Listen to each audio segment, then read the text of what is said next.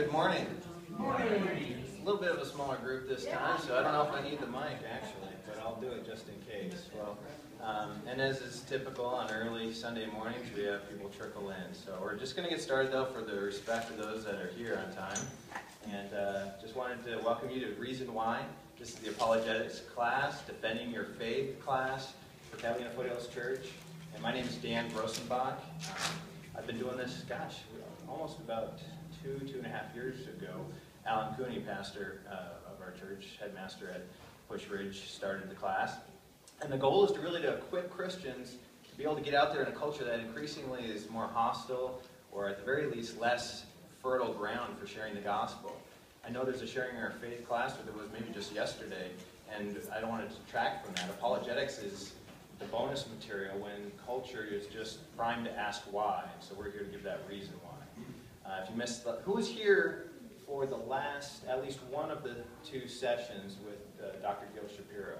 Most of you. Okay, great. We had a skeptic come and present his side of secular humanism, which is like a religious-less philosophy that starts off with a presupposition that God doesn't exist and how to build your values and everything from there. So it was very antithetical to what we believe, but it was a chance for people to hear from a real-life, nice person that we can disagree with. And then the second week, I gave a little bit of response. If you want any of that, we have videos on the church website. I don't know if I have that here. Sean, can we get the presentation up? Oh, there it is. I also have a Facebook page that's, if you want more information or be involved in the discussion, that's a better way to be in contact with the group. If you're not in Facebook, that's fine. We do have the videos on the webpage. So if you look at Sunday School's Reason Why, you'll see all the videos from the last classes as well, when we started doing the videos. Just a couple announcements I wanted to share. I mentioned a few times that the outfit Stand to Reason. It's an incredible apologetics ministry that has a lot of free resources, an awesome webpage, podcast. They've got pretty much all the answers you'd be looking for, and they're A+ rated apologists. One of them is coming to Tucson twice this month, actually. They're out of Southern California, but Alan Schleman is coming to speak at the Sabino Road Baptist Church on the 18th. That's next Sunday, 10:45, and then again at 6. It's a free event. I'm told they have childcare too, so you want to register if you want to go see them. That's at Sabino Road Baptist, off Sabino Road, just north of Tangbridge. Yeah, Sabino Road Baptist. I'm going to put the information on the Facebook page. And then he's coming on the 28th. Next Sunday he's going to be talking on how to be a good ambassador and defend the reliability of Scripture. I think that in that order. So be a good ambassador at 10:45 and at 6 o'clock. How to defend the reliability of the Bible. He's coming on the 28th to Desert Sun Christian. I don't know the time, but if you go to their website, you'll be able to probably find out. He's talking on truth and compassion. That's how we engage with the LGBT community. He's written recently on the transgender issue and really is polished on the issue. He's studied it a lot and has a really good approach. So I really like Alan. I have to pitch him even though it's another church. Oops. Thanks for covering me, Sean. Fearless Faith is coming in February. I don't know who's new to the group. I say this every week, so I'm sorry, or every month, so I'm sorry if I'm parodying myself too much, but this is going to be awesome. Frank Turek is the writer of I Don't Have Enough Faith to Be an Atheist. He also has crossexamined.org, the website. And J. Warner Wallace in the middle. Kind of a friend of mine. I did a little blogging on his site before he came out with Cold Case Christianity. We were both investigators in the same town in the Mission Bay of California for a while. But he's really got an awesome approach to show how you can use detective work to find out the truth of Christianity. And Mike Adams has an interesting background. He was fired from his job as a professor for speaking truth. And he's on townhall.com and things. So I encourage you guys to see that. Let's, before we do anything else, let's open in prayer. Father in heaven, we just come to you and thank you for revealing yourself in your tremendous word that is self-authenticating in itself and in your grace. Father, nothing more is needed than that. But in a very comfortable culture in the West, we have friends, we have family who question it and prepare us to do as Peter says, to always be ready to give an answer for the hope that is in us, but with gentleness and respect. Father, we just pray that you speak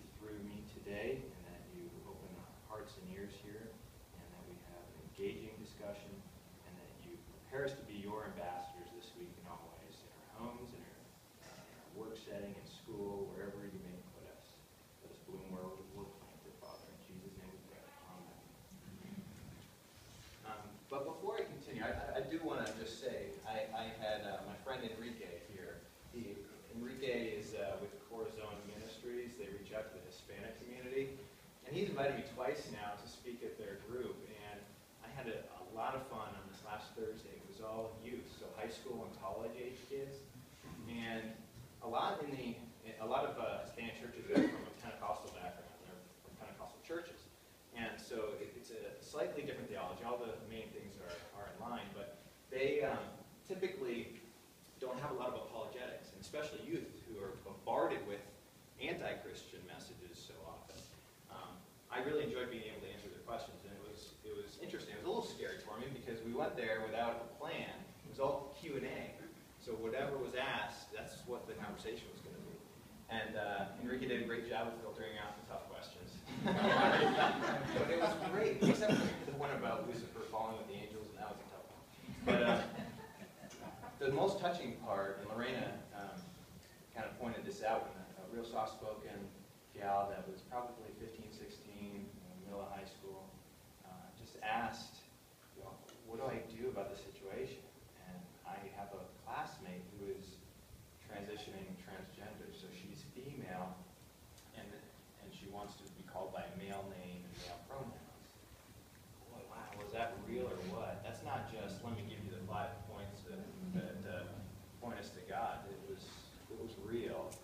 And that's, I think, where apologetics really matters, when it hits our lives and the people we're really trying to touch. It's not all theoretical, not all abstract books, it's people.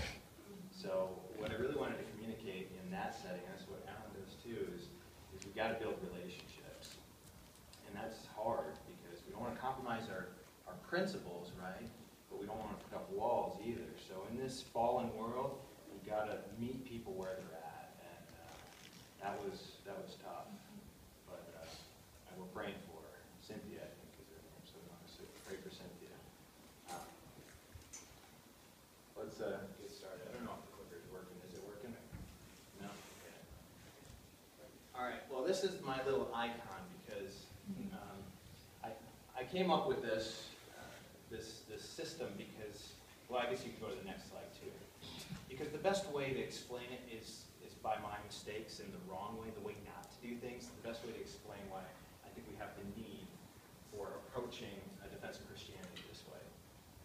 Now, after I went to Biola University, I got my degree in Christian apologetics, and I was really taken by, as most people are, there's one argument, like the moral argument, or the resurrection, or the cosmological argument, or something is what you latch onto, and you really think, oh man, that's why God exists. And for me, it was really the historical evidence for the resurrection. Gary Habermas, Michael Licona, N.T. Wright, William Lane Craig, and many other scholars have taken on and shown that it was an incredible case for that. Because that's where I was struggling. I thought, well, how do we know this really happened? And so I had this investigator bent, so I needed to dig in, and so that was it for me. So that was also, right, the problem for everybody else that I encountered. So if they weren't a Christian, they needed to hear how Jesus rose from the dead, and we can show it historically because the empty tomb was found by a group of his women followers after he was publicly executed, and the faith grew in the city that he was executed in, and all the apostles suffered. No. The person's like eyes glaze over, and they say, I just don't know if Jesus is God or not. I actually had a good friend respond that way, and it took several times for me to realize, well, maybe we need to, again, find out where people are at.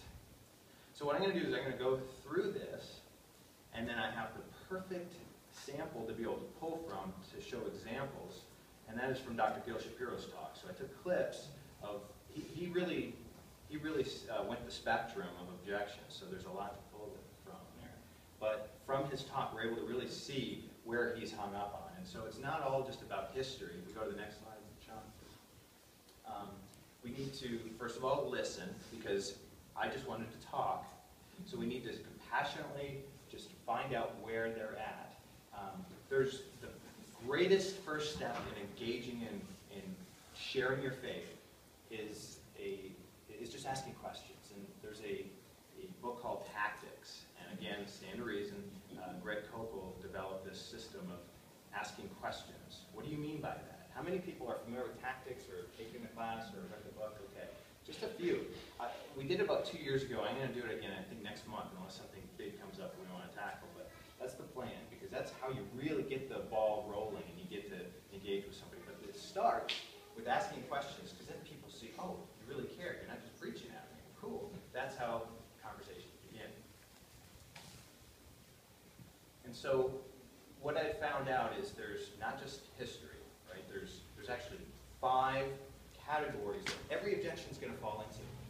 When I went to school, I thought they'd all be PhDs in apologetics.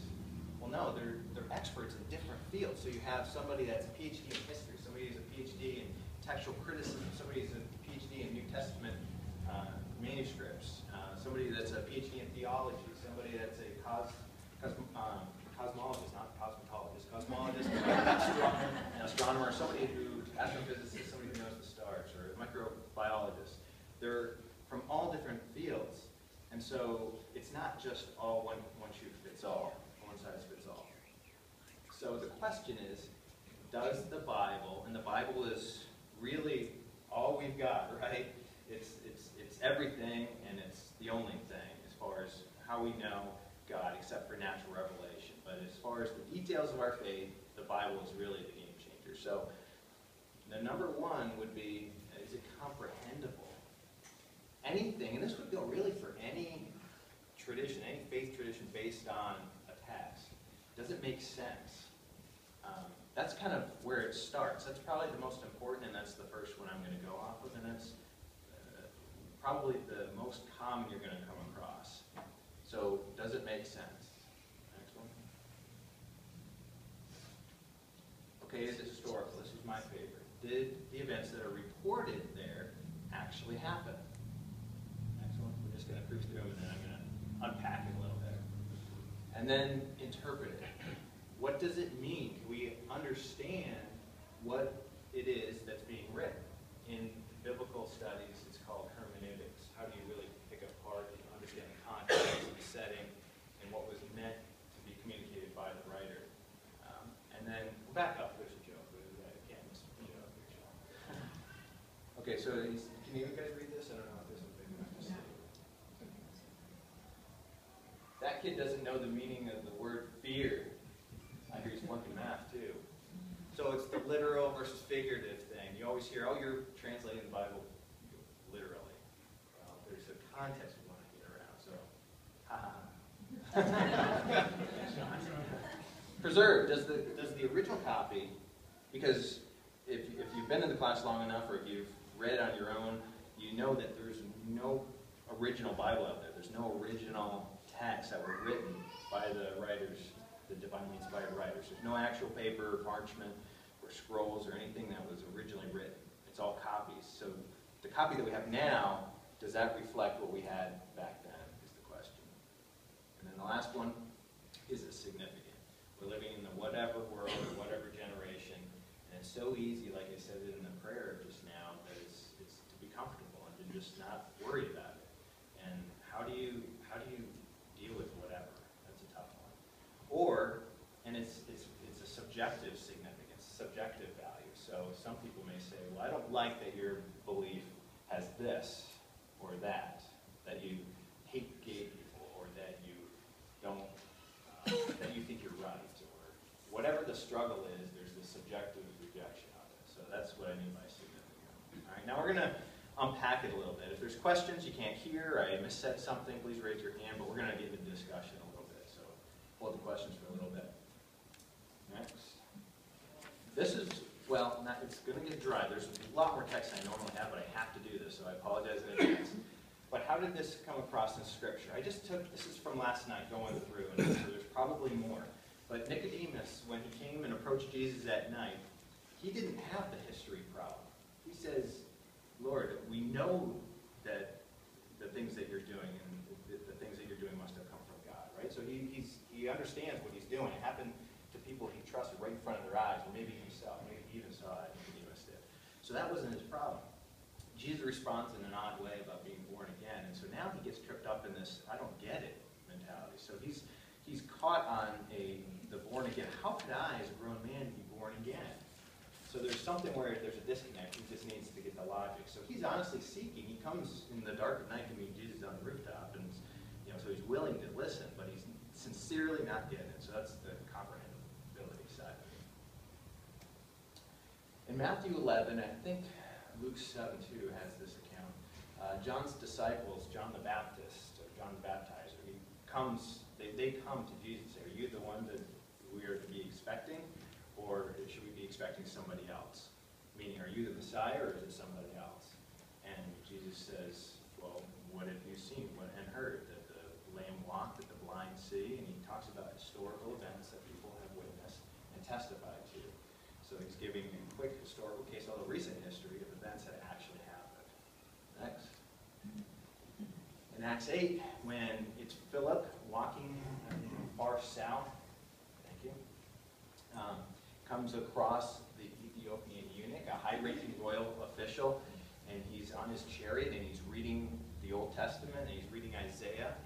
And Isaiah, as we've covered a couple months ago, is chock full of prophecy, very specific prophecy of Jesus and his life, death, and resurrection. And so he asks, "Do you know what you're reading?" Philip does. He approaches him and he says, "No, how can I without somebody guiding me?" And so he walks him through how the prophecies fulfill Christ. So a lot of Jews today interpret Isaiah differently to avoid pointing to the resurrected Messiah. So it's a matter of interpretation.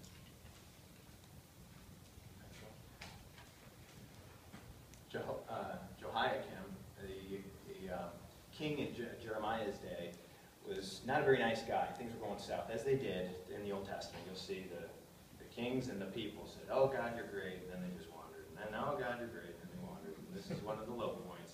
And Jeremiah, like a lot of the prophets of the time, were not well liked with what they had to say because it wasn't them saying, it was God saying, and they were just the messenger, right? So Jeremiah says some things that Jehoiakim, say that 3 times fast, that the king didn't like. And so he said, despite the protest from his 3 top advisors, he burned the scroll because he didn't like it. It was divinely inspired words that Jeremiah spoke to a scribe. The account in 36 spells it out just like this. The scribe took the account from Jeremiah. The king took the scroll and just threw it in the fire. So it was gone. But God had a message in this chapter because as it goes on, the scribe then rewrites it out at the dictation of Jeremiah again, and the scroll was preserved. So that's my point of saying the grass withers, the flower fades, but the word of God may endure forever, as Isaiah 40 says. And our former pastor would say every time he introduces the reading of Scripture. And so God wanted to keep his Scripture intact.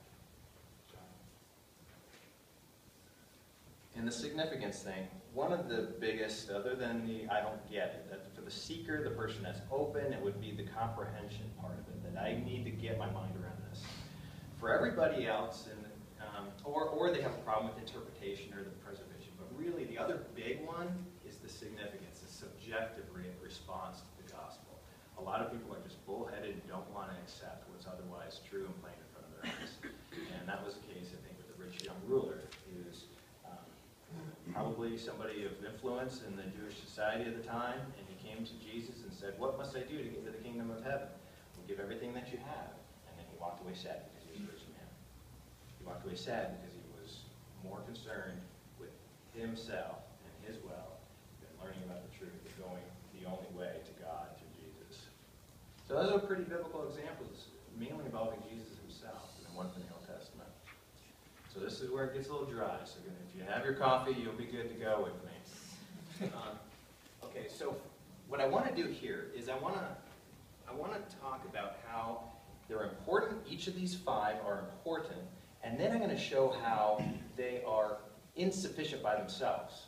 So it provides an incredible case if we can say as Christians that it's comprehensible, that we can show that history confirms the resurrection and other important events, that the Bible is interpreted as we think it is, that it's been preserved in the original, and that it's significant for our life. Wow, knockdown, drag out, we got a case. It's almost a watertight case. It reminds me of when I write a search warrant or something, and I'm writing one right now, and the attorneys are so annoying. They come back, and it has to be be watertight, where they will say, in fact, they're worse than judges, I have to say. I got one Friday at like 5 o'clock in the afternoon when I was about to leave. Oh, you're going to search all the cars on the property? Well, you can't do that. It has to be just the registered owners. The judge is going to ask you this and that. So you have to almost make a watertight case for why there's a probable cause that there's evidence there. So that's what I'm going to try to do, is kind of make it as watertight as possible. There's no perfection with me, but I'm going to try to be as close as I can. So the importance of it. For the Bible to be reliable, it must be logical, internally consistent, compatible with established facts, and understandable to the average person.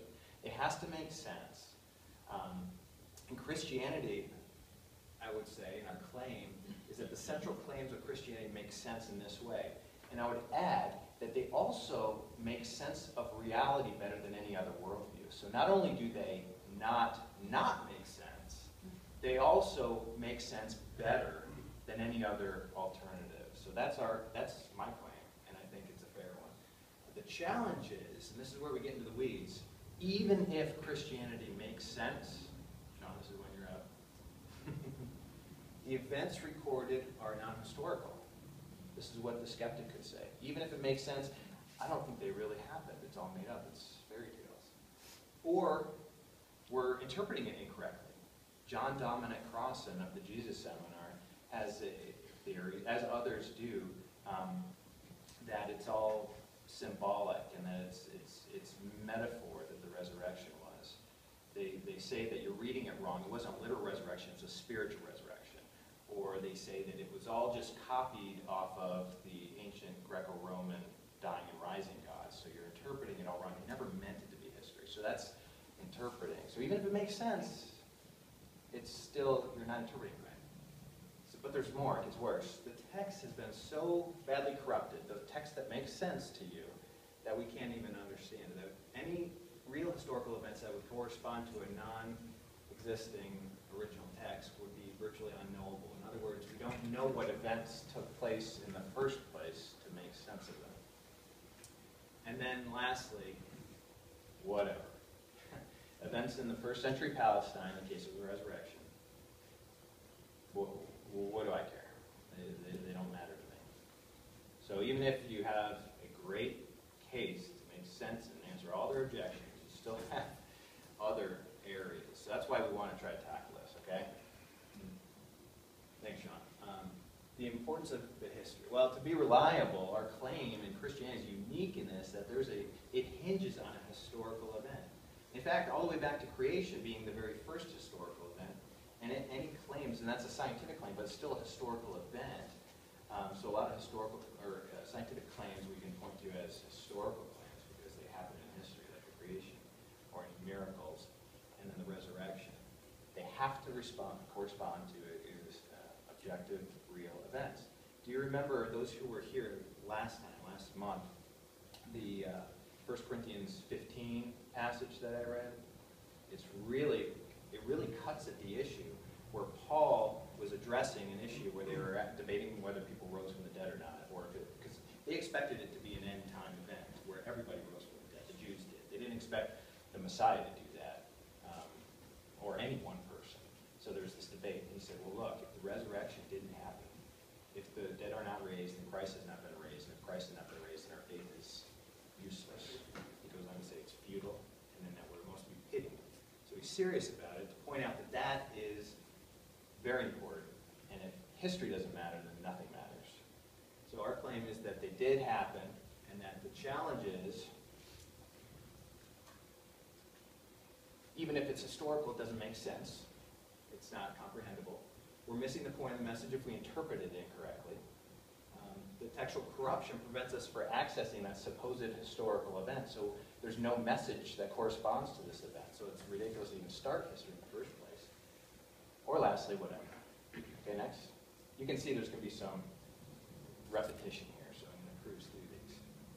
Interpretation. So for the Bible to be reliable, we have to be interpreting it correctly.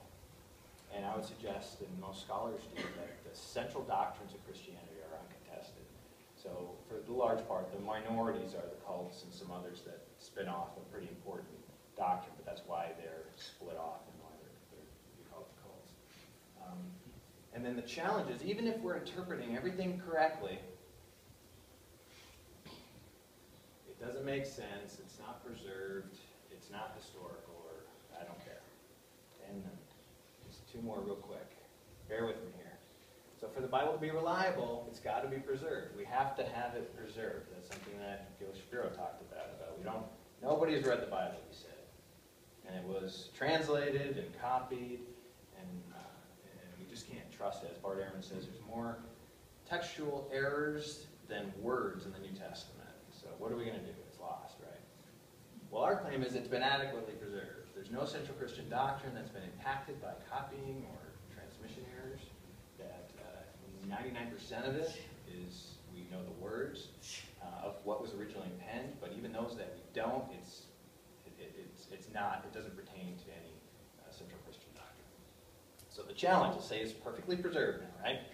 Well, does it make sense? Is it historical? Are we interpreting it right? I don't care. All right? And then the next one, significance. For the Bible to be reliable, and we can all relate to this. If there was a text from antiquity that talked about underwater basket weaving, I could care less, right? Or somebody else might care about it, but how does that influence me? We need to show why people need a Savior, why it's important, why, because a lot of people, again, in this comfy culture, don't need God in their mind. So we need to break through that. And we've got some ways we need to do that we'll discuss.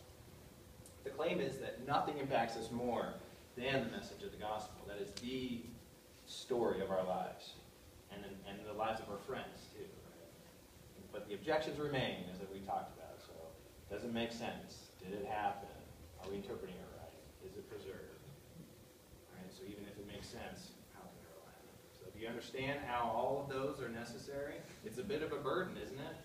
That's what makes it so hard. When I've debated in popular level atheists that are in like leading secular groups in Southern California, there's 3 of them and 3 of us, and 3 on 3 made it really tough because there's a lot of people talking, different ideas going, and they didn't know what the facts were. So we're laying out things that are established, but they didn't accept it, and it got real messy. But not only that, there are so many different objections, and you just probably saw it with Dr. Shapiro. He's throwing out so much stuff that, and then I'm trying to respond to stuff, maybe even throwing new stuff in it. It's a head spinner, you know. You got to do. So when we're talking to somebody, again, if I'm trying to convince them of the historicity of the resurrection, and they're not worried about that, we're talking right past each other. So let's go to the next one. Look at that. Okay. So this is where I tried to pull some clips, and it's audio only because the video wasn't very good. But I have a picture of him that you can kind of hear him through the still. And then what we're going to do is to try to figure out what it is that he's talking about. It's a challenge to try to identify what it is. It's a skill. And sometimes when it's your friend, you're passing in an elevator, you're at the water cooler, it's a quick conversation in the car, something like that, you may just have to say, let me think about that, and I'll be back to you. That's in the tactics that we'll get to next month. But you don't always have to be ready to go. Just think about it. And then when you bring it up again later, your friend's like, oh my gosh, they really care about what I was thinking. So we don't have to be, William and Craig, on the spot. I know how to debate, and I'm going to answer you right here now. It's part of the relationship thing. You hope to see them again and go into it. So let's just go with clip 1. We'll just play them in order. Here's a trick. I will make the case that secular humanism, at the basis, the secular humanist basis for decision making is reason-based thinking. And it's superior to the believer's basis for decision making, which is faith-based thinking. In our discussion to follow, please challenge me on my presentation. Feel free to bring up new topics for discussion now or future day. Okay. So he came across with the idea that as secular humanists, we come across with reason-based thinking. And then you, Christians, Jews, Muslims, other religious people, have this faith-based thinking. So we're going to come to real knowledge. He goes on to say factual knowledge, where you come across beliefs, and everything in society, bridges, roads, governments, have all been built on factual knowledge, not belief. So what do you think? Where does that fall? That's a tough one, isn't it? Well, his definition of faith, because then he asks, Oh,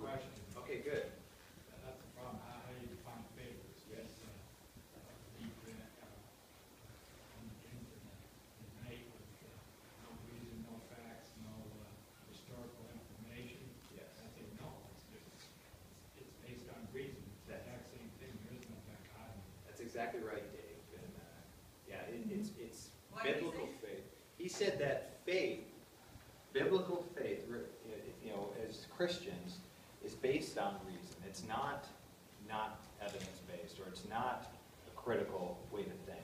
So he comes across with that assumption that if you have religious beliefs, you're irrational. That's a false assumption.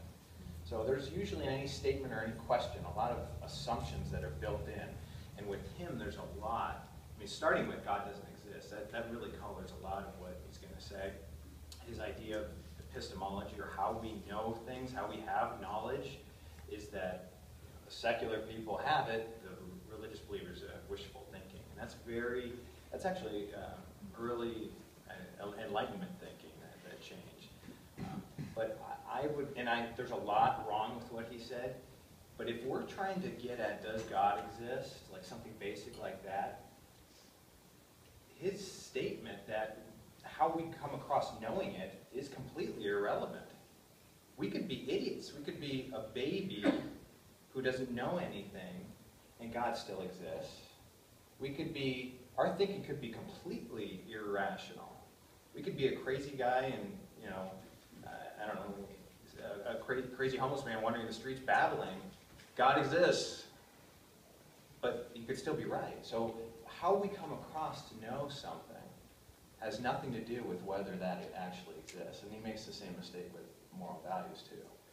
So it's a little bit of a trick I started with, is that although it is a comprehension issue, coming to know things is irrelevant to whether God exists or not. So I started off with a trick. It's none of the above. Questions? Not a question, a comment.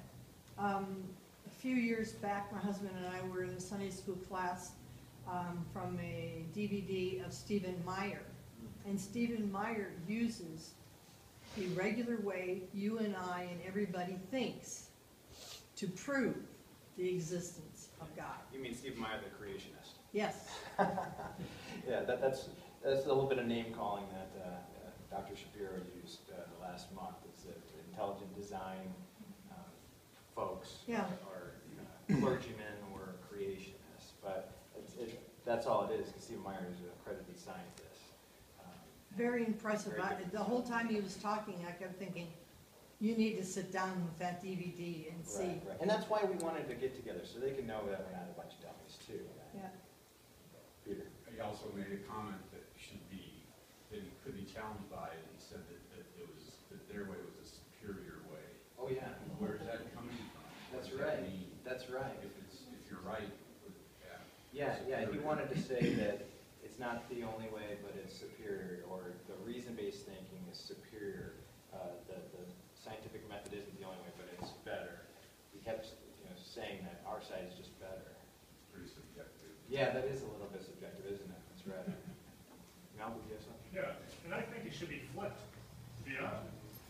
They think that they're the ones with faith, because we have science and history Yeah, that's right. on our side. Yeah. I mean, and it's like a lot of the progressive arguments. You take it, you flip it completely around. Yeah, You accuse your opponents of being exactly what you are, that's right. because you don't have standing in reality. Yeah, it's a little bit of, since I said it was irrelevant, it's a fallacy. It's a distraction. It's to say God doesn't exist because of you, because you're thinking bad. That's why he doesn't exist. That's basically what he's saying. Can we do the next one, Sean? It's kind of a similar video. Now, that said, a fact that may be very uncomfortable to people, and just think about it for a second, is if you all, whether you're in the audience as a Christian or a guest at a secular humanist, if you were born in Saudi Arabia of Muslim parents, you would most likely believe in Islam. You would believe in Islam. Convinced Allah's word in the Quran was authoritative and truthful. If you were born in India, you would most likely be Hindu and so on. Here's why. Because children are most often, yes, I want to use the word, indoctrinated to their parents' religion. Don't bristle with indoctrination. I'm going to define it in a second. A religion is a subjective, not an objective belief. When you were kids, you didn't decide that you were going to be one thing or the other. Most likely, you were what your parents said. Okay, I called him out on this a little bit at the response, but does anybody remember what's wrong with this one? Hannah. You brought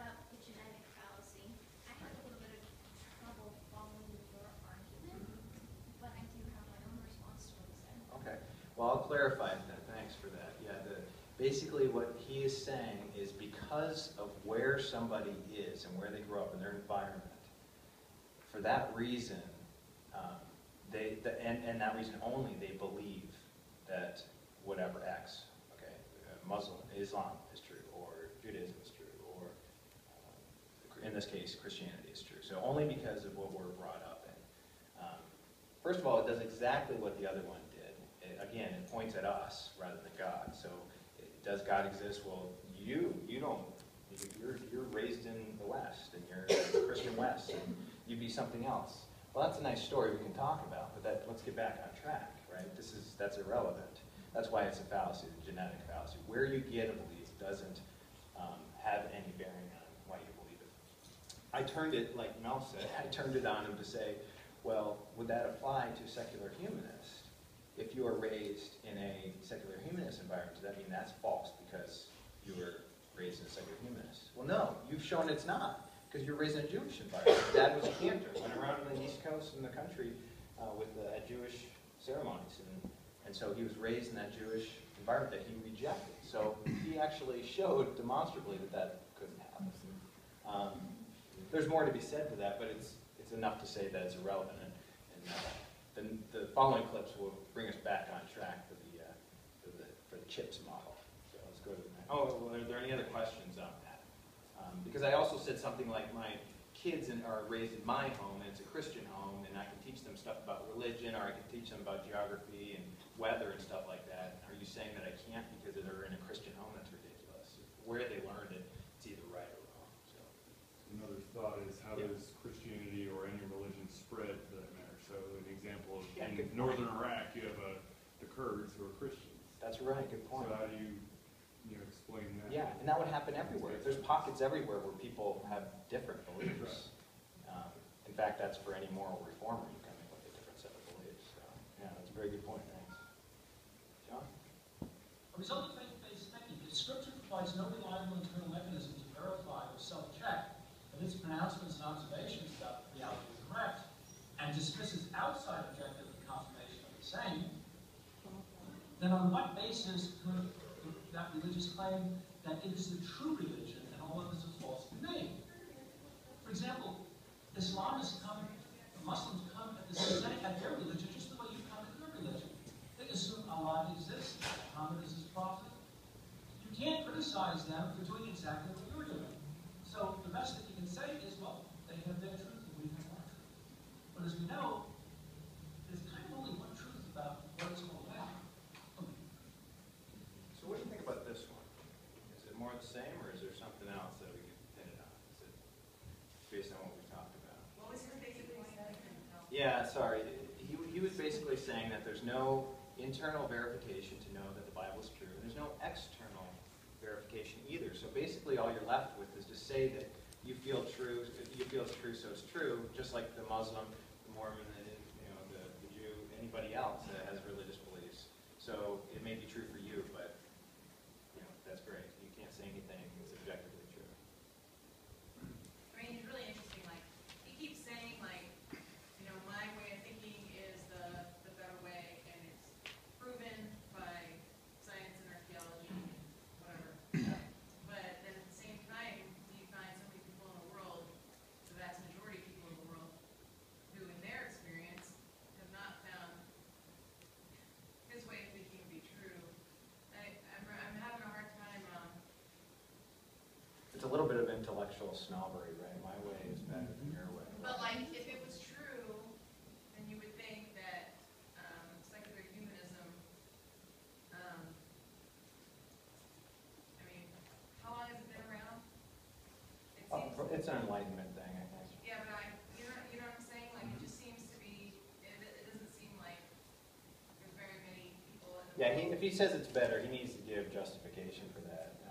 And perhaps he didn't have time. Maybe he would if we got into. But he's putting so much weight on the human knowledge and human logic. Right, that's right. That And that's, the vast majority of human logic and knowledge throughout history have not been thinking the way he's thinking. that's right, that's right. That's a good point. He's rejecting a lot of the Western heritage. Just one second, try to get him in order, Peter. It just seems that that's self-refuting to me. That what mechanism does he have to prove that way of thinking is true? Yeah, that's right. Right? He's asking for verification. Yeah. And that's what the it, claims. yes, And if you apply his test, yes.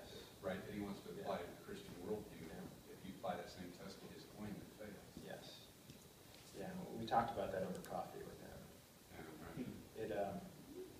It does. Can he take that for a test drive in his own view? You don't have verification. Well, what verifies and tells you secular humanism is right? That's a tough What one. was his response over coffee to your challenge? I think I might have a clip on that, but it's basically the pragmatic effects or the consequences or benefits of a view is the verification. And he named like happiness or well-being and all these virtues that are kind of just floating up there in his mind. So there was some contradiction there too, maybe we'll talk about it as well. But I want to get on this one first, about the verification. Any other questions on this one, Judge? Oh, there was another one over there. I'm sorry. Go ahead. Well, he's saying that he needs proof, either internal or external. Well, we have, we found the remains of Pharaoh's army at the bottom of the Red Sea. Yeah, the archaeology on that one might not be exactly accurate, but you are right to your point that the evidence is there. And when they say there's no evidence and no proof, they're being disingenuous. They're not being perfectly honest with you. They're ignoring a lot of evidence that's there. And that happens a lot. They say there's just no reason, no evidence, and they throw that around a lot. Good point. Judge?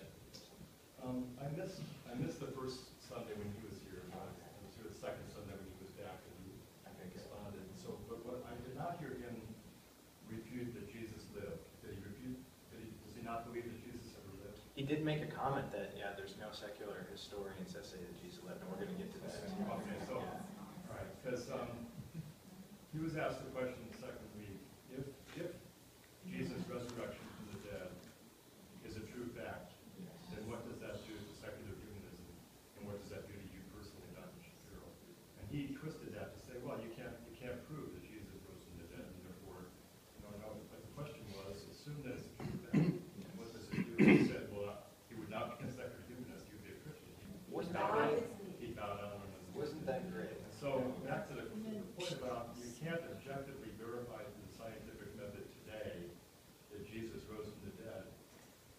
That's a nonsense. I mean, there are witnesses to Jesus' life, his crucifixion, and his resurrection.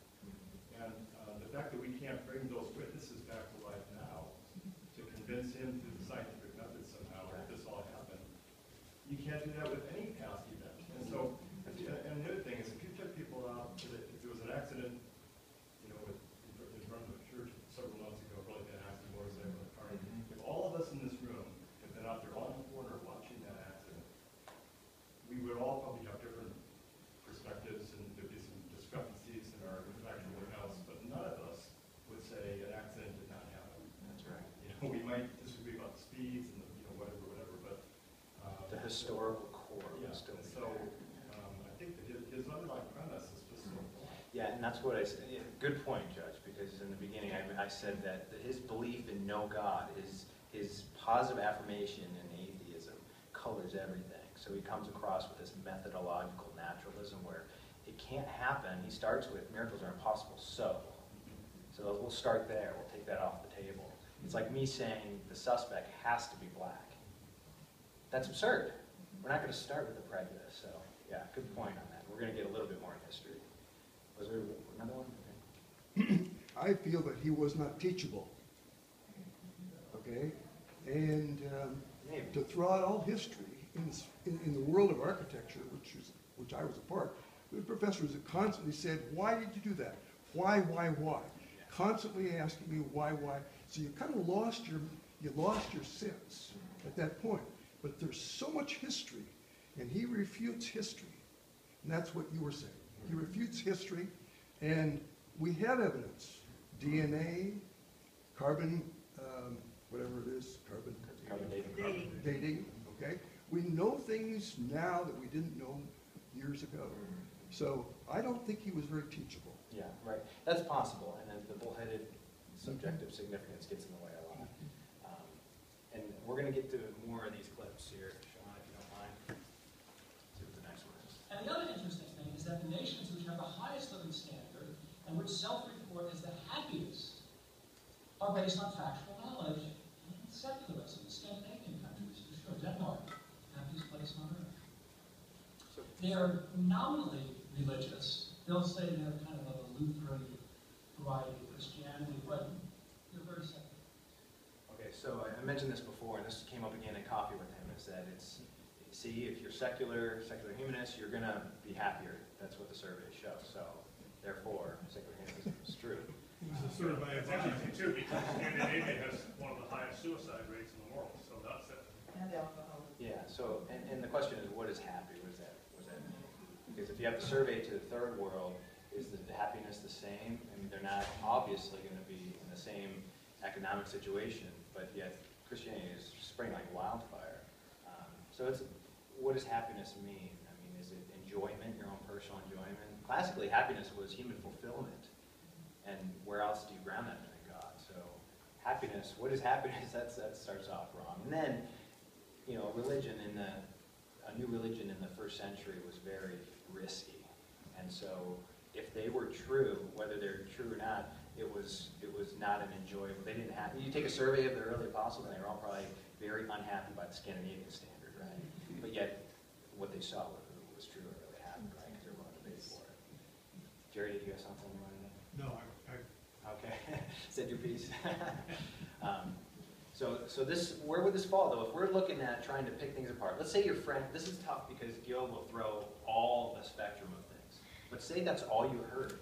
All you heard is, I just can't accept Christianity because look at the secular nations. They're all happy and they don't accept it. They're rejecting it in mass. Where would we focus our efforts here? Would we tell them about how it really makes sense, it's historical, that it's interpreted differently than what they think, that it's preserved, or that it's actually significant? It's for them, I think. Go ahead. You could first say, what do you mean by happy? Yes. Or you could say, what does happiness have to do with the truth and that God exists? Yeah, that's right. Or would you It's another. approach it without just shoving evidence in your face? Right. And it's really, go ahead. Also, it seems this is a reflection, Yes, it is. because it's always out there, therefore I don't really have to take personal responsibility for anything that is in here. I'm going to allow something out there to drive, but you're not having to buy into anything, and that is, it's subonymous. Yes. And ultimately, happiness and surveys, there's no objective measure for that. I mean, it sounds like it when we can take a big vote in how everybody feels, it seems like, okay, that's kind of the objective standard. But that's still just a subjective feeling of a large group of people, right? So it's that significance, it's that subjective significance. I'm happy, I'm content with how we're living, I don't need God. And really, they're saying, I don't even need to figure whether it exists or not. It's that bad. Yeah. Go ahead. I was just gonna say, like on that point, I don't even care. What if they are all happier? What if they all do have wonderful lives? What if secular humanism does make you happy? That, for me, like I said the other day, all of it makes total sense to me. God said that the Christian life is not necessarily going to be the happiest life. We're going to be persecuted. We're going to struggle. It would make sense to me, given that sin is in our nature, that living, if we accept that what he's saying is true, it would also make sense biblically. These people would be happy. They're Oh, not yeah. having to fight any fight against their old man. They're just going along with the flow. Oh yeah, I They're could just say from going with their personal natural experience. instincts. I mean, it makes total sense to me that it makes total sense to him that his version of truth would bring him happiness, and that the happiness he sees comes from his version of truth. Yeah, exactly. There's people on meth and heroin that are having a great time. And they're very happy until they start stealing mail and I go and arrest them, right? I mean, until something happens, until the high comes down, they could be very happy, right? But that says nothing about what's actually happening. Right, and his problem is that he's assuming that his version of truth, or that happiness proves that his version of truth is truth. Yeah, that's right. That's the problem. Yep, it's not. Was there somebody else? Well, I'm just going to say that, happiness is kind of a useless word here. It takes you down a rabbit trail. It does. Christians use the word joy, which is not the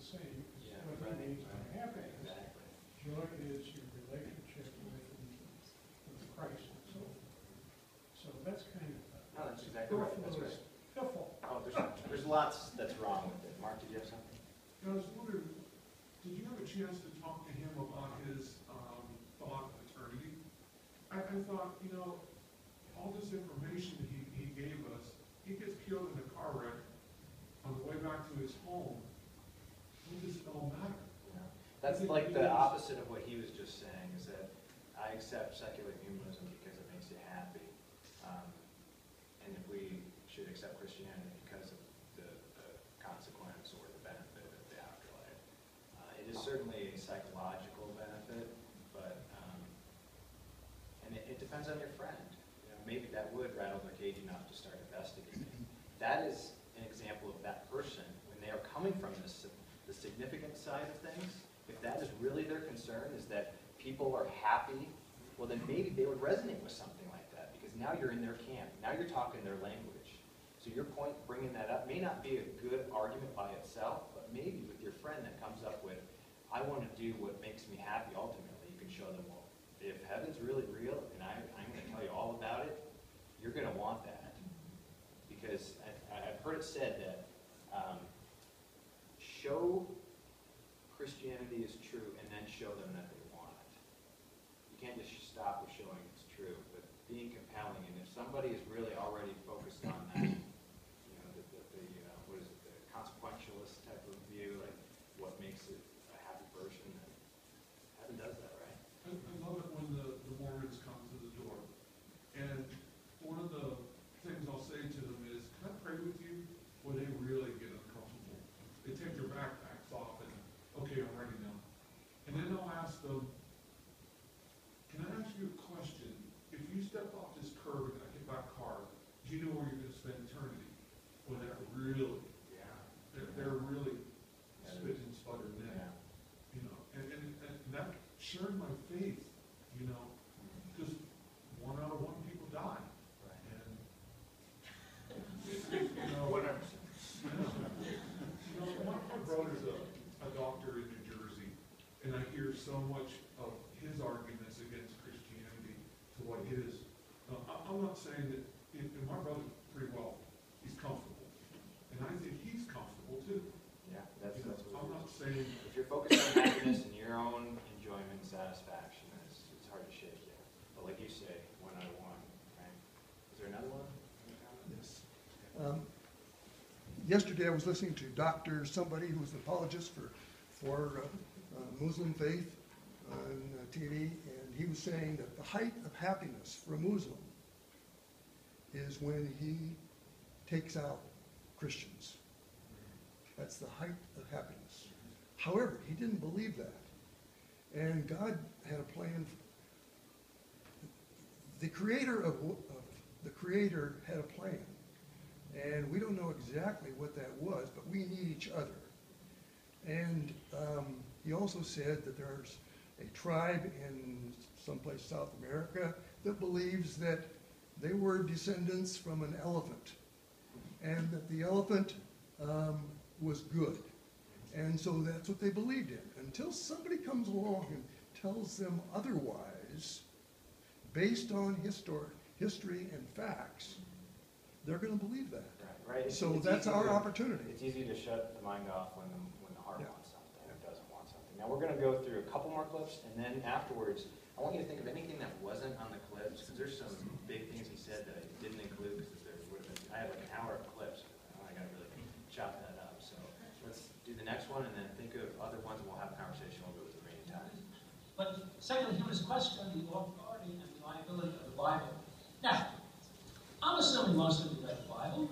I've read the Bible. Most scholars conclude that the Old Testament was written by many authors, primarily between 600 and 700 BC. And it describes events over 1,000 to 4,000 years prior to its writing. I mean, if you maintain that the earth is 6,000 to 10,000 years old, and Jesus was born 2,000 years ago, and that's when the New Testament started, then the 4,000 or 6,000 years before that is encapsulated in the Old Testament. And in the New Testament, none of the New Testament writers who wrote in Greek had first-hand knowledge of Jesus who spoke Aramaic. They wrote the Gospels at least 40 years after Jesus' death based on, hearsay and revelation. You know what it's like to play the game telephone and tell that person something. 2 minutes later, when it gets over here, it's a completely different story. But we're talking 40, 50 years at the earliest of Mark's Gospel. We talk about Paul. He never met Jesus. Jesus was just a spirit to him. No original text of that. There's a couple things in there. What do you think? Yeah. First thing that I would probably ask is, can I have your sources so that I can investigate their claims? Can I have a list of the names of the people who, claim that stuff about ministry so that I can read and see what they have to say? Because as soon as you ask them for their sources, if they are giving their information based on conclusions that they forgot the reasoning to, that kind of stops them in their tracks. I like what you said there, and that makes me think of a debate once. I forget who he was debating, but a skeptic from the Jesus Seminar, Robert Price, was debating, and he said there is no way they would have had a trial. The Sanhedrin would not have a trial at night. That would have never happened. And then I'm wondering what source he's taking that's more credible than what we get from the Gospels. Because a lot of what happened with the Sanhedrin, the Pharisees, a lot of it is in Scripture. It's all that the historians know. There's some other Jewish writings and there's some other texts, but largely there's a lot right from there. And so what source are you quoting from? You're saying that the Gospels are baloney, but you're taking this information from somewhere else. So there's also been a debate where on history, a skeptic was really denouncing the Gospels and Paul's accounts, and the opponent, the Christian opponent, wisely said there's better affirmation and confirmation for the events in the Gospels than all of Western history, so we must throw all that out. And there was a skeptic, I think, in the audience that ran the classics department, said, no, not that. So if they're honest with themselves, they'll see that they'll treat it fairly to other history. But there's something else other than the historical question. He ended on that with Paul. But what did he say in the beginning about how there's no, what would he say about when the Bible was written or when the accounts were written? He's kind of saying there's no primary sources for anything that happened. Yeah, he's saying it was really late. Yeah, yeah. So, and then he skewed the time frames of, all of the Old Testament writings happened in this chunk of time. Right. And he's making a big assumption there. That's right. That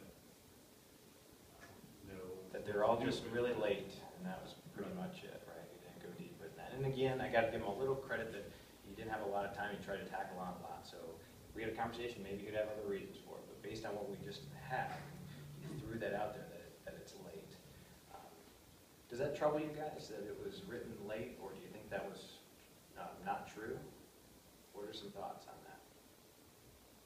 I think the earliest that the New Testament was written was 40 AD, and he was acting like it was 300 AD before anybody, I think he said that, something like it was 300 AD. For the Old Testament, it goes back a lot further than that. Because just the Dead Sea Scrolls, the actual text that we have, physical writings, come from the 2nd century BC. Yeah, I think that's, okay. But So he definitely said that the New Testament wasn't written anywhere around like 40 or 70 AD, like what I've heard is like 40 or 70 AD, and is like the earliest that they started writing things down. You mean the New Testament? That's what I mean, the New Testament, or that they have proof or something like that. I don't know, his dates seem like dates I had never heard before, largely because I've been in the church my whole life. But like it didn't seem that,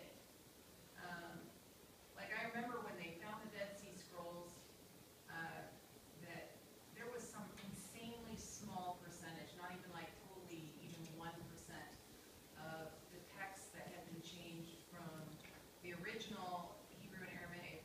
Right, yeah, they had a 1,000-year gap at least, maybe 1,200 years, where there was virtually no difference. So that just demonstrates, going back, how they treated the text, kind of like in the Jeremiah passage, where they were serious about retaining this. So it made him, and he was like, oh, your texts have changed, they've changed so much over time. And I was like, what is he talking about? Okay, let's go here and I'll go right back over there. I think, don't we know that the New Testament was written before 70 AD because that's when the destruction of the temple happened and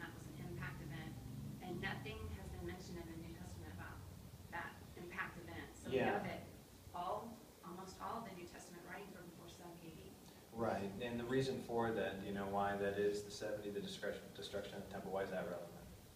It was an impact event, so nothing was mentioned in the New Testament about that event. So we had to come to the conclusion that all Yeah. the New Testament writings were before 70 AD. Yeah, and a lot of scholars will cite on that, even critical ones, because Jesus predicted that the temple would have fallen by then. So they don't want to show that, he was actually predicting the future. But there are some that really throw a lot out and they go later than that. But we're starting to find, there's a Mark in the book of Mark, there's a piece of a page that was found in the 1st century now. It hasn't still been published now. I was going to say, why is that not in published? It's now, privately a couple years owned. now I that think that's even found. Josh McDowell might have it, but there's a debate over ownership. And then I told him I'd go back here and go ahead. What I like, I think this was mentioned, I don't know, sort of the sonics or exactly here, that he used the BC AD dating system, which is based on Jesus Christ's birth and death. So Yeah. he's using that even though he doesn't believe. No, that's great. What he said, if you couldn't hear him, was that Dr. Shapiro was using BC AD, which indicates before Christ and after Christ, right? Or after, in the year of our Lord. But the point I want to expand on that, and that was a great point, is that he's borrowing a lot of capital, a lot of Christian or theistic capital when he comes to the table. And just in how he says that certain virtues are good and moral. That's just one example, but logic itself, maybe, So there's a lot he's taking that he's then rejecting without knowing, and that's where some presuppositional apologetics would come in. Joe, you had to say. Well, I was just gonna say, like when you talked about the talent vote, and it's like, when something gets passed out and it's changed, totally doesn't understand the oral tradition. That is great. That should have been. Thanks for saying that, Joe, because if I had a whiteboard, I'd draw it like I did on Thursday, right? You've got one spot where the letter was written. It was written to, say, Jerusalem to Rome, right? And then it's scattered out to the area churches. And it started spreading so fast that you can't put the genie back in the bottle even if you wanted to. There's copies everywhere. So not only can you not suppress it and destroy everything, it's already spread out, but any errors that were made when the scribes were being heard the words, so somebody's reading the words and there's a room full of scribes all writing it down, there's going to be errors because somebody will sneeze, right? Or there's an accent, they just don't hear something. But now you have like 20 different copies that if somebody says, oh wait, it didn't say Lord Jesus, or it did say Jesus Christ, it said Christ Jesus. Because now, and that's what most of the errors are, it's something just benign like that. So they can just take one of those other 19 and all the other ones have the other writing. And they're finding those left and right. There's like 6,000 almost pieces that they found. That's more than any other text. So it's very, very reliable. I get the impression he's not that comfortable with that, and he's parroting a lot of popular atheist books because he spends a lot more time getting to know him a little bit more, is on that secular humanism has a better lifestyle, and I feel better about it. So it's very subjective, the significance part of the objection that I think he's focusing on. So again, I could throw out my historical argument to him or how the Bible's been preserved, but I don't think he really wants to have that conversation. It could be, but he just wants to reject it. And that's a lot of people out there. So let's do another clip, and then I think we're wrapping it up. Verifying biblical claims. The Bible makes historical and scientific claims that can be verified. For example, unbiased historians have not confirmed its many historical claims. There's no confirmation of the Exodus. When I was growing up, we celebrated the Passover. But there's never been any documentation that the Jews were ever enslaved for that length of time and that many people, and there was never any documentation to show that there was an Exodus. Or, interestingly enough, no unbiased historians have ever documented that Jesus was around. We can talk about Josephus and Tacitus, but that was much later. Unbiased scientists have confirmed its many scientific claims. For example, we know animals don't talk, men can't live inside of whales, dead people can't live like that. Okay, so what's he addressing now? What did he say about Josephus? So he said we could talk about Josephus or Tacitus, but he just left it there. gave the impression that he doesn't agree with Josephus. Explain it. Yeah, okay, I'll explain it. Well, you're saying Josephus that was, they weren't unbiased. well, yeah, okay. So just addressing the Josephus thing real quick is that Flavius Josephus was, so he was a friend of the emperor, but he was Jewish, so he tried to play kind of both sides of the fence. And he was a historian, so he did the history of the Jews, so the antiquity of the Jews, and I think the wars or something, were his two big works. In one of those, he mentions this passage. Excuse me. It's a lengthy passage on Jesus of Nazareth, and that they killed him. They called him a great man, but he was more than that. I'm paraphrasing now, but and then he was seen again after he rose from the dead. And so it was very, very strong affirmation of Christ's resurrection. And so what they have found is that there's a Christian interpolation. So they actually have tampered with the text, they believe, to make it look that colorful.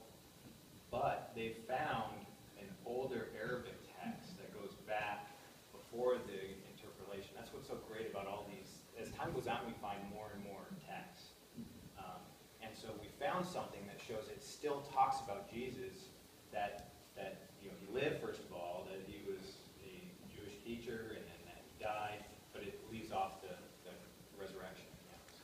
So it basically affirms that Christ was, and this is a really early source. This is during the lifetime of Jesus. Josephus was, or at least the lifetime of Paul. So that's why he I think, sticks with the Christian interpolation. So the whole thing, you got to throw that whole passage out because it's tampered with. And the Tacitus just, oh, did you have a question on Josephus? No, sorry. Okay. And then Tacitus makes a mention of it too. Tacitus was another historian that took down the annals of history in Rome under the emperor.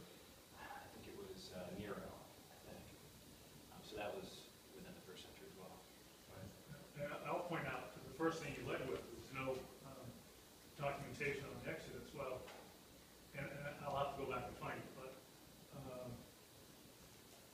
within the last 10 years, they found hieroglyphics, buried stuff out in the desert in Egypt, which depicts the Exodus. Yeah, and so the Egyptians have confirmed. Yeah.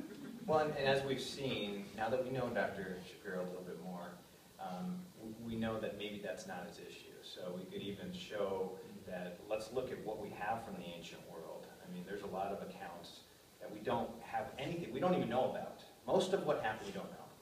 And then when we have something like a narrative like this, it's so valuable. Historians just love it like gold. And then when you show a traditional, rich heritage of reliable transmission, and it's, oh my goodness, this is really good. So that should be good. What's his reason for throwing out the book of Exodus? Does he not like that God's associated with it? I want to ask him why he dismissed that, because historians don't do that. They get what they get. And there's also no such thing as impartial reporting, especially in the ancient world. They didn't really have all this parchment paper laying around. They could just write their thoughts, and be a objective reporter. We don't have that today. Newsbreak. So when they wrote, they were always for one side. So the hieroglyphics in Egypt, it would be expected that you would not hear something like this, because there's pharaohs that would scratch out, things that they didn't like that the king before did, and they certainly wouldn't include things that happened that were embarrassing to them, because they would lie about it. There's inscriptions that are lies about battles that just didn't go the way that they seemed. So what would we expect in history? We wouldn't even expect to have what we have, what we did, because of God's providence. Yeah, I think the bottom line is what Hebrews 11:25 says, and I think that's the problem with at least one of our sons and a lot of people. It says there's pleasure in sin for a season. He doesn't want God to exist because then he's accountable. God can't live the way he wants him to live. And that is a tough one. That's where, ultimately, that reminds us that it's God's grace that breaks that down. Because we can't get to the heart as well as God can. Not even, he's infinitely better at that, right? So ultimately, and we're all born with that. It's just the grace that pulls our eyes open. I think there's maybe one or two more. We have time. Yeah, let's go to the next one. This is where we really get to, I think, what he's concerned with. So, what is the purpose of life? Why are we here? I don't have a clue. You know, there was a time a few years ago, one of the things I wanted to do in my life was kind of pay my respects at Auschwitz, a concentration camp in Poland, where 6 million Jews were murdered during war, but 1 million were wiped out at Auschwitz. And I walked in the gas chambers, and I said to myself, why them and not me? And I went up to the wall. I think if I was there during that time, I'd be scratching to get out. And when you walk out of the gas chamber at Auschwitz, the ovens are right there. And I said, children, adults, willy-nilly, exterminated. Not me, though. I'm coming as a tourist to watch it. I can't explain that. So, why? What's the purpose in life? I will say this, that there's a book by one of your pastors, The Purpose-Driven Life. Very popular, Warren. But our side says that it's a life-driven purpose, meaning that we have to figure out what's best for us, because we are in it alone. This is the only life. This life is not a transition to a heaven. This life is not a transition to a hell. This is it as far as we know. And let's not look at this life as something, that we have to do things in order to get into an eternity. As far as we know, this is it, and we have to make our own meaning and purpose. Remember, after Abraham's compact with the Jews way back when, he said, I will protect you always if you believe in me, as the only God. And we've never seen a century go by without problems for Jews. And Hitler just wanted to follow on the tradition. Unfortunately, that was done at a lot of times by Christians against Jews over the years. Now, there were an awful lot of Christians who rejected that, but there was a lot. One of the biggest drivers of anti-Semitism, if you look in the history books, was Christianity, said to say. So this is telling. I'm going to make just maybe 2 quick points, and then I'll ask you what you think. But do you remember what the question was? What's our purpose? What's the purpose and meaning of life from a secular humanist perspective?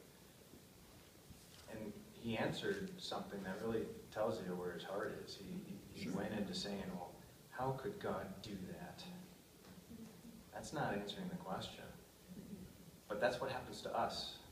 When we ask something or we try to offer something that they're not interested in, we quickly find when they start talking, that's where their heart is, that's where they're interested, that's where their mind is.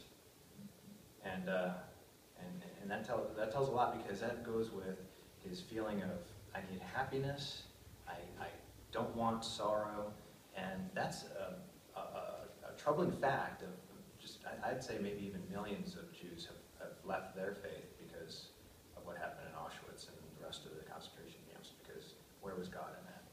Now, that brings up the problem of evil and suffering in the world. How can we reconcile a perfectly good, benevolent God with the reality of evil and suffering in the world? And what I mentioned to the group on Thursday is, I think, pointing here, and it was something I got from William Lane Craig, who said, you have to approach problem of evil one of 2 ways. You have to understand that it sometimes comes as an emotional issue, and then sometimes it's that intellectual issue. And the intellectual issue is real mathematical. How either God is not all good, or he's all good and allows the evil to happen. So that gives you in this little dilemma, right? So that's the logical problem of evil. But the emotional problem of evil is, how could that happen? I don't like God. I don't like that God. I don't want to have anything to do with that God. Those are two very different things to deal with, right? If you answer it wrong, you will find out quickly, because the person will not want to talk anymore. Because if they're just coming to you and they're bleeding their heart, hey, I had this tragedy happen, how can I have God? Well, you have to understand where morality comes from and that God's nature. And no. You got to just listen to that person. So what do you think of his response? If you have a friend that comes to you with something like that, how can God allow the concentration camps? What are some thoughts? Dan, I don't know if you've had more conversations. Where are the secularist humanists on free will? Because I at least believe the reason why there's evil because there's free will. God gives us the most dangerous tool in the universe, free will. But where are they on free will? Yeah, and Because that, unfortunately, would destroy his argument. Yeah, I think for purposes of the conversation, we'll skip right to the intellectual side. How do you combat that? And if you talk about free will, what problems do they have as just a methodological naturalist who only thinks it's all just matter in motion? What problem do they have with free will? Do you know, Mel? Well, if they wouldn't have it, right? Because they're all programmed and it's part of the natural flow. So since the earliest signs of life and billions of years ago on Earth, we just started developing, and it's just a flow of nature. So if the wind blew a certain way, a certain kind of creature was created. If the rain came down, a certain kind of plant bloomed. And so just like that, we have no real free will. This is all just matter in motion, bio-machines at work. There's no free will conscious decision. That's a mind behind the brain. So then they're kind of stuck in a situation. Well, how can you fault Hitler? That's all part of nature. It's just like the bear that attacks a deer in the woods. There's no different. We're just like that. There's no man created in the image of God. So you're right. If he wants to hear the intellectual side of it, we can deconstruct his own view and realize once again he's borrowing from Christian theism for that kind of thing.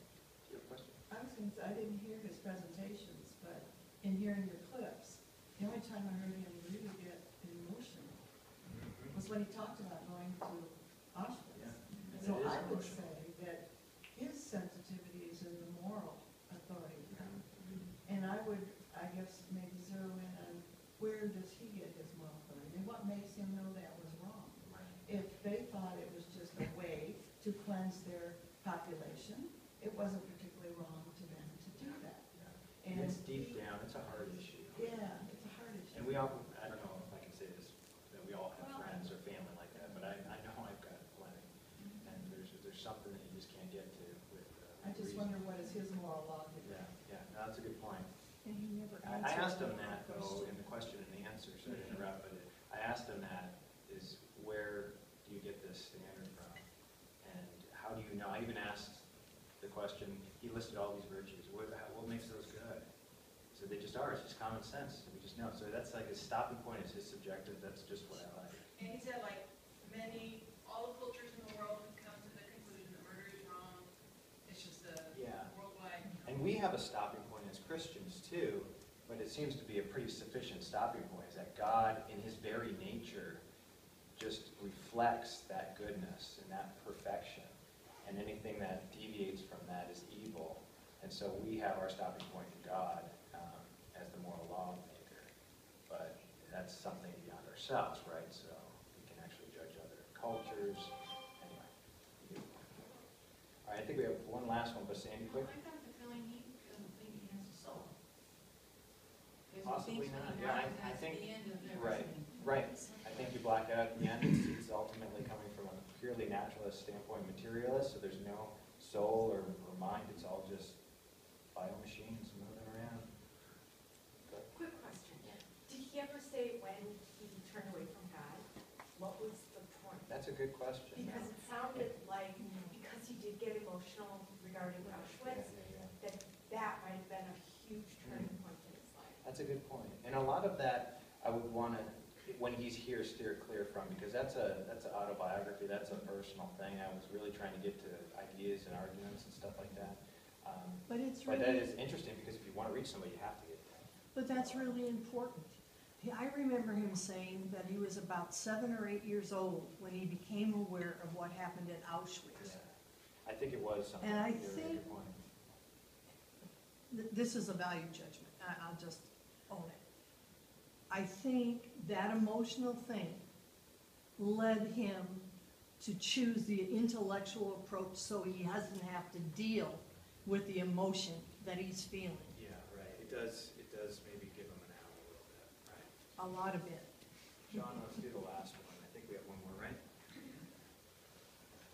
Also, this is one of those that, it's a scratch that I can't itch. No, an itch that I can't scratch, excuse me. This thing with slavery. Yes, there were Wilberforce and other people who worked to end slavery, but let's not forget In the Old Testament, slavery was endorsed, condoned. Jesus never talked against it. Be careful when you go down that road about slavery, because as much as Christians tried to abolish slavery, there were many who justified slavery as part of the, it's in the Bible, and it's something that is Slavery is a big one, especially one that the popular atheists in their books really hammer down on. This, if we're going back to the CHIPS model, again, is probably not his concern. But if you were to have a friend sincerely troubled by the slavery in the Old Testament, it's an interpretation issue. Because what we have in the Bible, nowhere, whether it's the New Testament or the Old Testament, is the indentured servitude that we had in the Civil War South, pre-Civil War South. It was completely different. In fact, when people needed money, it was a job for them. They would in debt for like a period of 7 years, or I think it was only 7 years. You couldn't do it more than that. And every time you see a rule like that in Scripture, that it may not be more than 7 years, that is an improvement on everything else in the surrounding cultures. So I'm not saying we're grading on a curve here and saying it could have been worse in other cultures, but the only way for God to make sense in a culture is to make an improvement, not completely come in and make Eden again and change everybody. It would cause mass confusion if you think about it. But if you read the context of slavery in the Old Testament especially, there was a lot of inclusion for them, that they were to be part of your family, that if it was a woman, it sounds so sexist, but they were really dependent on the man's income and provisions. So the only alternative was often death and starvation, or just walking through the gates and wishing for the best in the next culture, which was not going to be good. So in ancient Israel, slavery is, all we know is the pre-Civil War South when we hear slavery. But it was very, very different. And that's not an out, because we're going back. Even the skeptic would say culture was different back then. We need to appreciate where it came from. Things were different under the Roman slavery, but Christians weren't in control. There was no theocracy. So Jesus could have said, or they all could have said, this is bad, we don't like it, but that wasn't their say. In fact, they were not happy with the Roman leadership, and there was, we saw mass slaughters of Christians early on, so they were in the same boat as a lot of the slaves. So that's just it's an interpretation issue if somebody has a question on that. Just for the last 3 or 4 minutes, was there anything that was nagging at you that wasn't addressed here, that I didn't address? Because I got to tell you, the big liability in having an atheist preach at a church is that you may convince somebody of their So I don't want that to happen for anybody that was there. Maybe comments on what you thought, or just I'd like to hear some feedback. Go ahead. You might consider having the fellow that's the Imam, the Muslim over here. I want to be teachable. I work at that a lot, and because I think that the height of non-teachable people is total ignorance. However, the slavery business, we're all in slavery in some way or another. And God probably identified the blacks so we can understand. And I really believe that in this group right here, you would not have convinced Dr. Shapiro to change his mind from the comments we've had here. And so probably the thing that we really need to lean on is the tactics. Yeah. Well, thanks for the segue. That's next month. Yeah. No, good point. Thank you. Any other thoughts? Yeah, well, one thing that did bother me, he mentioned how Hitler was Catholic. And the first thing I'm thinking of, my God, Hitler killed like 2,000 priests. Oh yeah, he was Catholic because And that was a great way to get the historical mission evidence out. of how they corrupted the church, and so Right. that was. And for me, that's what was frustrating, is you can't respond to everything. And if I tried, it would have just would have. But then I was thinking, okay, let's think just in the 20th century, all the cultures that killed, you had Mao Zedong, 35 to 50 million. You had Stalin, 30 million. Hitler was only like 25. None of those are Christians. And Bonhoeffer's a great book by Eric McTaggart if you want to learn about the Christian resistance to that. Ricky? Yeah, I told this to you, but I want to say in front of everybody. I don't want to put you on the spot, but I told her, you know what the best thing for me was, and I was very blessed with it, was your relationship that you established with Dr. Shapiro, because, you know, he was shocked to be here, like, you know, 20 years and I've been in church or something. And for you to be able to go and have coffee and just talk to him, regardless of the arguments and regardless of his worldview, I think that for me that was kind of like the most significant thing. Yes, right. Because I know there's a difference between, we have to believe that the Bible is true and believe that, but regardless, we have to believe in Christ for salvation. And of course, we know that maybe Dr. Shapiro is not in that place yet, but I think this was like a great testimony. Yeah, thank you for that, Enrique. Again, my friend Greg Coco, you know, put a stone in his shoe, you know, and maybe that's at the heart level. It's like, oh, this Christian isn't condemning me. That's a good start. I can do that. I can not condemn. Well, I was going to say too, and even building off of what you were saying, it's like, you know, we're in a Christian kind of bubble in a sense of like everybody believes, you know, the main thing. And it's like, it's so good for me to hear like what other people say, because it's like, you know, it's that reality check of, oh yeah, not everybody believes. And I think it's like, it really burns my heart for those who don't know him. Oh, like, yeah. I think it's like, you know, we should be praying hopefully at the end. Yeah, because he's kind of fooling himself. That's what's so frustrating. Yeah, and other people because Yeah. pray. Yeah, and I invited him here because he is the speaker for the group for Southern Arizona. So he gets his message out there. I wanted to mention before I get to Peter's that there is an email sign up. If you didn't get my email, I try to do it like once a month, saying like the Wednesday or Thursday before, saying here's what the event's about. It's at that table now because there's a bunch of paint from the redecorating now. So when you're leaving, grab that, Peter. And thank you, Dan, for doing this.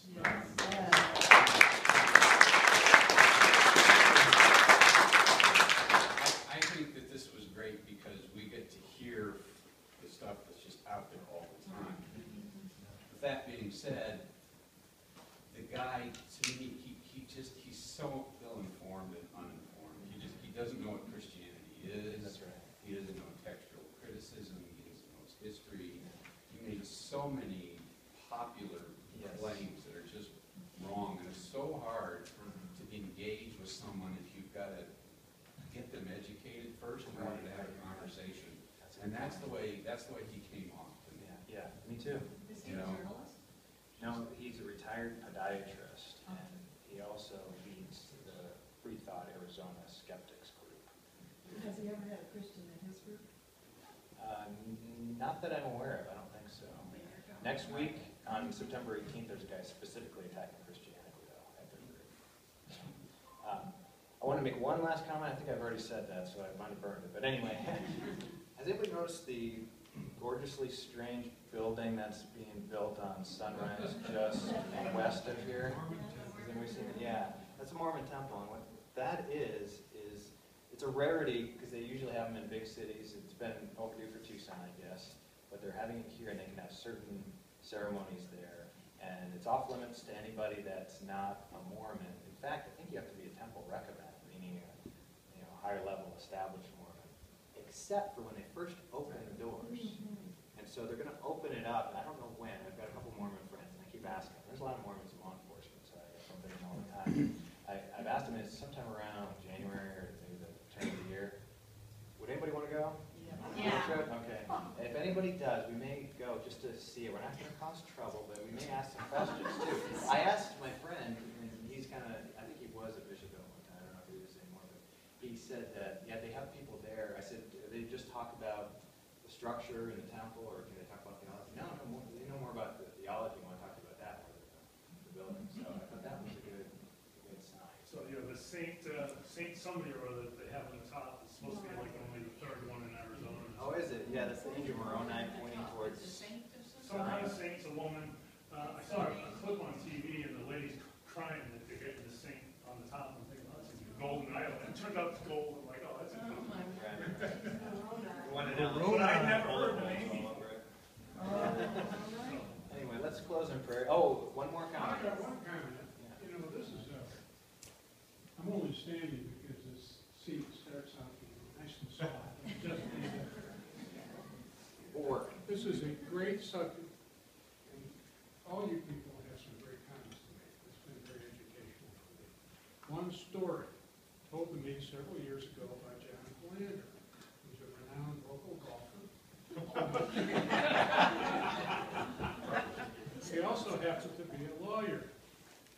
So the story may or may not be apocryphal. It's the story of, if you can picture yourself, centuries ago, before the Gutenberg printing press, in a sea of monks who are, to fit into one of your comments, one of your 5, which is preservation, they're copying all these old religious documents. And a young monk one day says to the abbot, "Yeah, how can we be convinced that we are really creating these copies from the originals?" And the abbot says, "Well, there's only one way to find out." And he sends him down the dungeon to look at the original documents. Well, the kid doesn't come back. So hours later, the abbot goes down and finds this kid in this room with the originals, beating his head against the wall. So he turns him around, and immediately the monk says, "The word is celebrate." I'm sorry about that. I wanted to leave us on a light note. Well, the only problem with that story is celibacy wasn't ordered by the Catholic Church until the 11th century. So. Yeah. Sorry, I got no humor. All right. Pray for Bart, dude.